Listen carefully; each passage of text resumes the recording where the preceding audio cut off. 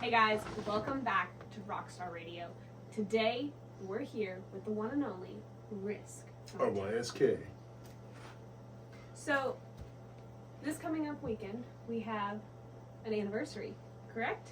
Somewhat, yes. Somewhat, yes. Close enough, yeah. Close enough. And like, big album though, right? Yeah, I don't know if it's a big album. It's an EP. It's a little tiny album. But it is coming out. People are excited. I don't know who, but people are excited. Right. So, I want to talk to you about the last 10 years that you have been performing and doing music. Oh, okay, gross. Gross. Okay, so like I kind of did some digging, and I tried to find what the first released Rysk track was. Oh shit, I don't even know. Oh wait, I do know. I know what that Okay, track is. good. I hope. Because like I found two that it's like, okay, these are the farthest back dates I can find, Okay. and that's 417 Yeah. and Foreplay. Okay, you know what? Neither one of those. They were all around the same time. Yeah. Okay. Yeah, back in 2013. Yep. And then like there was another one. It was like Spooky. That was the one I thought was that Spooky was the first one I ever recorded. Okay. But I wasn't sure if that was the first one I ever dropped or not. But yeah, 417 and Foreplay. That's, yeah. Because like I saw those and they're like dropping the same date, and then like a week later, Spooky was dropped. Spooky was a weird one because we were rapping so fast because that was the thing to do back in the day. And Yep. it was before I figured out low and slow was my style, more or less. Tell the story. Of those, really, you know, the homie Big Relic, it's his 10-year anniversary. What it really is the 10-year anniversary of is our first show, Okay. which was December 7th of 2013. December 9th was the closest weekend we could hit for the decade mark. So, but it was, you know, 7-8 months prior to that, whenever I very first started recording. Relic had started 2 or 3 years prior to me, doing a few things, but we didn't get serious until we were in unison there. But Spooky was the first one we recorded, and like I just said, it was the, you know, Tech 9 was really super mega popular during that time, and he was doing the chopping stuff, which I don't think what either of us was doing was chopping. We were just talking really quickly or stuff, which is, you know, looking back on it now, total ass. It doesn't help the fact that we were recording in a kitchen in a crack house where there were always like at least 8 people hovering around, like we're screaming at them to shut the fuck up so we can get our thing going. No soundproofing or anything, a $40 mic on a 20-year-old computer. Hey, but that's how you start out. That's how everyone's got their origin story. Like, absolutely. So, in the last 10 years that you have been doing stuff, 11 years,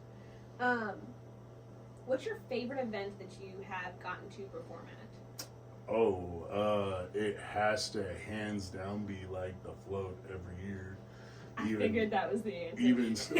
Well, especially being someone that's in on like the grassroots from it, not only working closely with the people that are putting it together and, you know, getting to add some of my own input to it. It's just kind of our home and our event that we've established, even from the first one where it was just 50 of us and, you know, 3 artists standing on the back of Tom Wood's truck jamming out with a fucking homemade karaoke system, you know, to what it's become now. Hands down, the float is the event. Hell yeah.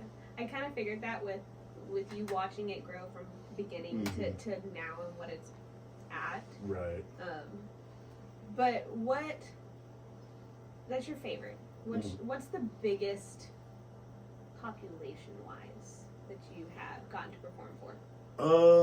Probably, like, as far as the head count's concerned, probably, I don't know.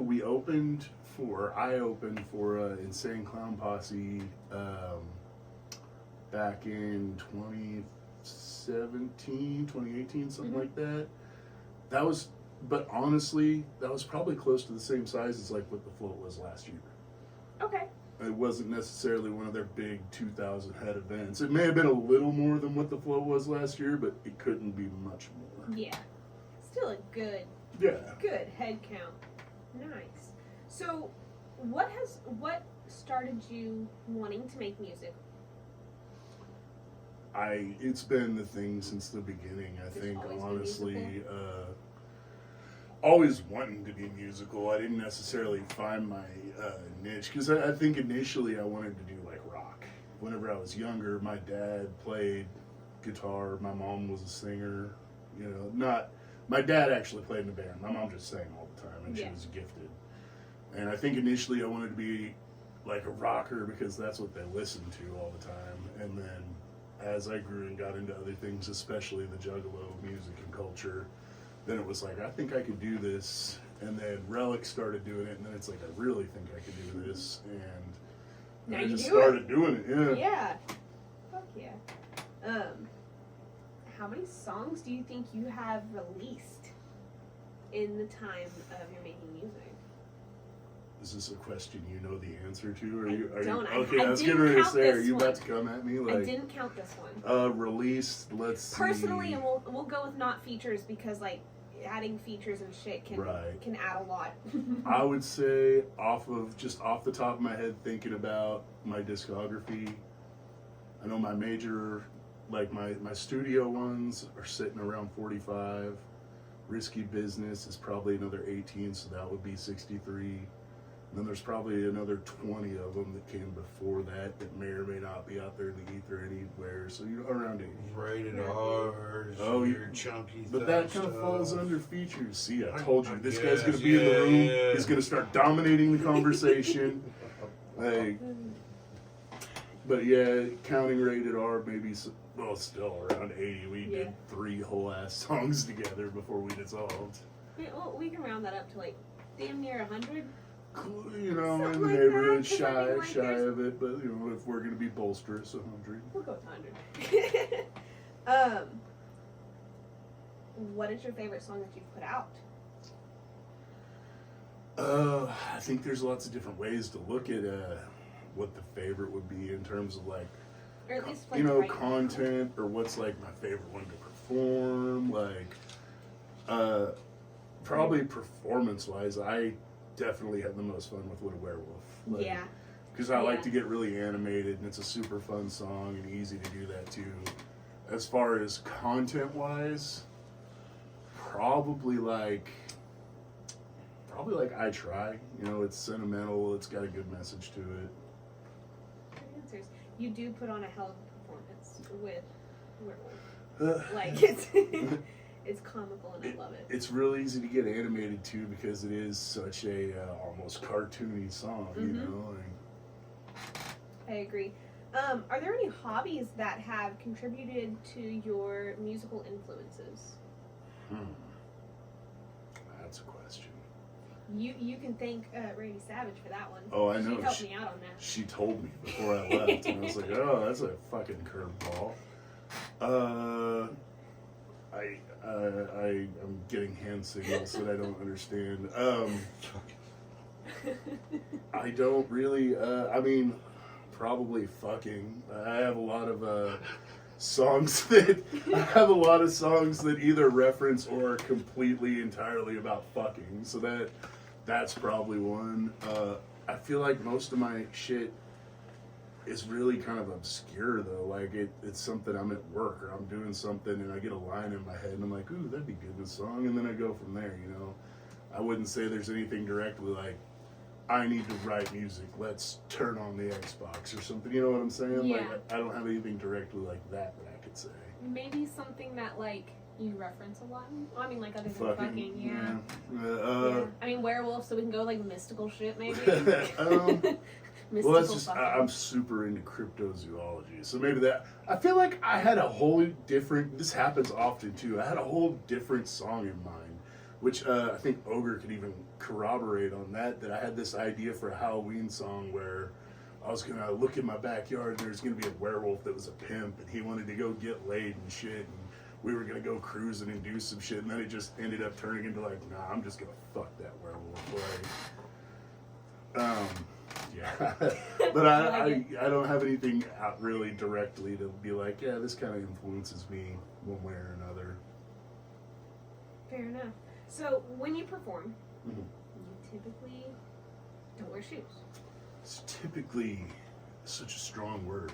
I don't It think I've seen you implies, wear. I was getting ready to say, it implies that I have worn shoes. And I have never worn shoes on stage. Never?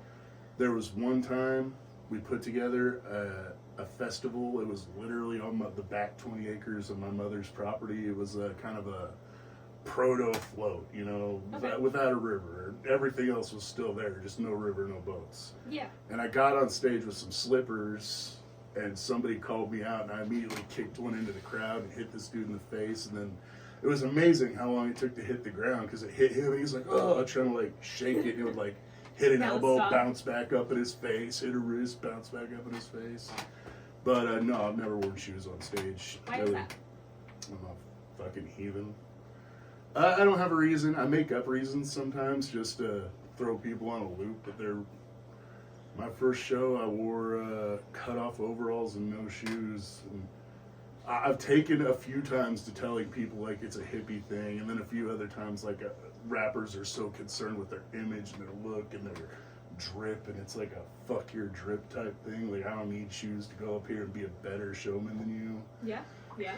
But honestly, I'm just a barefoot heathen. There is no reason. That's fair, because even at one show, I watched a bottle smash, like, during your set right off the stage, and still watched you get off stage to perform and, like, practically step on it. Yeah, well, I got tough feet. I run around in southern Missouri barefoot as a kid. Like, it'll do it for you. But I've stepped on some pretty heinous things getting on and off stages. And fuck it. Bug it. So, I think I've got one more for you. Yeah. And this one might be a little bit of a thinker. Okay. You go off on a trip, car ride by yourself. What does Rysk listen to? Mostly, I would say like more than 70% of the time, I am listening to accounts of people who have had paranormal experiences ranging from, you know, cryptids to UFOs to ghosts to I like to hear that kind of stuff, I guess. Occasionally documentaries, but I can find something I'm actually interested enough in. But the stuff I'm interested in, how much of it can you really take in? You need like 3 World War II documentaries a year, and you've got it covered. But occasionally documentaries. Very, very seldom is it music for whatever reason. I'm just That's interesting. not Because super I into it. hear from most artists that they either only listen to their music, or like they're the people close to them, or they just don't listen to music. If I can find something that I really enjoy, I will, but it is a very small portion of the time. Mostly documentaries and podcasts. Sometimes around, it's mostly like horror themed stuff. You know, like I said, paranormal shit, or sometimes serial killer shit, or covering hauntings and shit like that. That's most of what I listen to. That's so interesting. But it doesn't surprise me. I live on that side of life, so. Right. Well, thank you for sitting down with me and Absolutely. talking with me about the last like kind of 10 years that you've been doing this shit.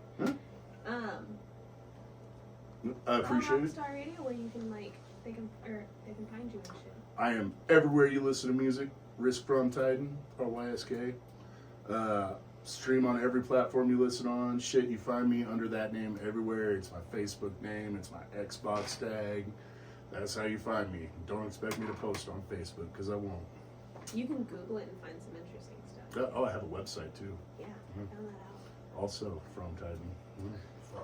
Official. Framtiden official, yes.